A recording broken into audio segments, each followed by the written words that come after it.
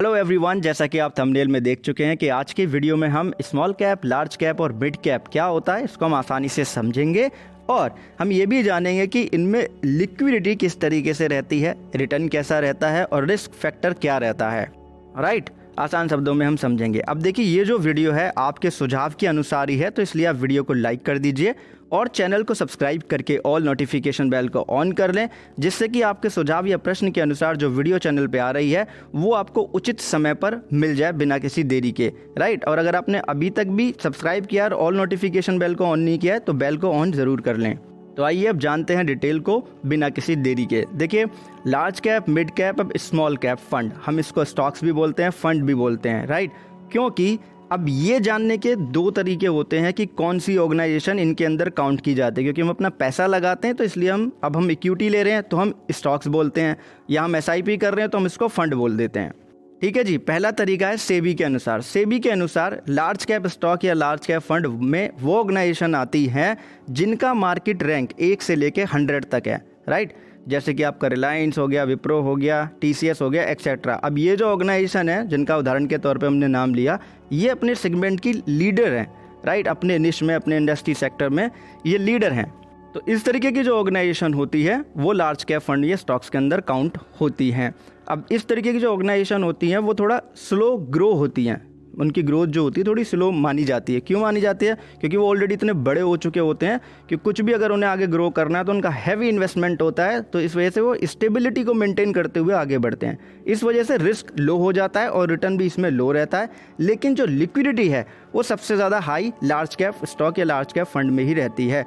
अब mid cap fund की बात करते हैं। देखिए, मिड कैप फंड का क्या मतलब है कि आपने अपना पैसा खुद लगाया म्यूचुअल फंड के दौरान, तो हम बोल देते हैं मिड कैप फंड। अगर आपने डायरेक्टली मार्केट से इक्विटी खरीदी है, राइट, तो हम बोल देते हैं स्टॉक्स। अब मिड कैप फंड में कौन सी ऑर्गेनाइजेशन आती हैं जो मार्केट में 101 से लेके 250वीं पोजीशन पे रैंक करती हैं, जैसे कि Ashok Leyland, Crompton, Relaxo, Polycab India, etcetera. अब ये हाई रिस्क कैटेगरी में आती हैं क्योंकि ये अपने सेगमेंट की लीडर ऑर्गेनाइजेशन नहीं होती हैं, ये एक ग्रोइंग ऑर्गेनाइजेशन होती हैं। राइट, मतलब लगातार ये ग्रो कर रही होती है जिससे कि अपने कंपटीशन को बीट कर सकें और मार्केट में फ्रिक्वेंटली के साथ में चेंज करते हुए आगे बढ़ते रहें। तो इस वजह से जो रिटर्न है वो भी हाई हो जाता है, रिस्क भी हाई हो जाता है, और लिक्विडिटी जो होती है वो लार्ज कैप फंड या स्टॉक्स के कंपैरिजन में कम होती है, लो होती है। अब बात करते हैं स्मॉल कैप फंड या स्टॉक्स की डिटेल की।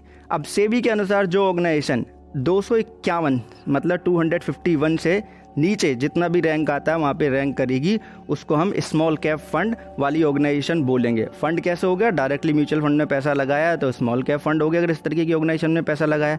अब इस रैंक पे जो ऑर्गेनाइजेशन होती हैं वो ज़्यादातर स्टार्टअप होती हैं। अब स्टार्टअप जो ऑर्गेनाइजेशन होती है उनके पास काफ़ी स्कोप रहता है बढ़ने का, तो इस वजह से जो रिस्क होता है वो वेरी हाई होता है, क्योंकि स्टार्टअप डूब भी जाते हैं बहुत जल्दी, जैसा हमने देखा है हिस्ट्री है इस चीज़ की।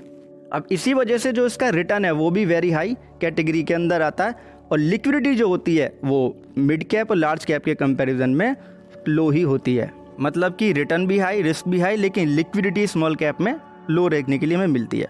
दूसरा तरीका आपका मार्केट कैपिटलाइजेशन का, जिसके बारे में मैं आपको ऑलरेडी बता चुका हूं कि एक शेयर की वैल्यू को गुणा कर दीजिए जितने नंबर ऑफ आउटस्टैंडिंग शेयर्स हो उनसे।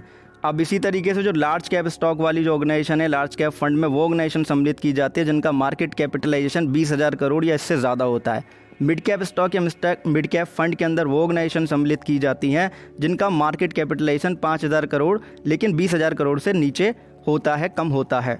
अब स्मॉल कैप में वो ऑर्गेनाइजेशन हो गई जिनका मार्केट कैपिटलाइजेशन 5,000 करोड़ से कम होता है।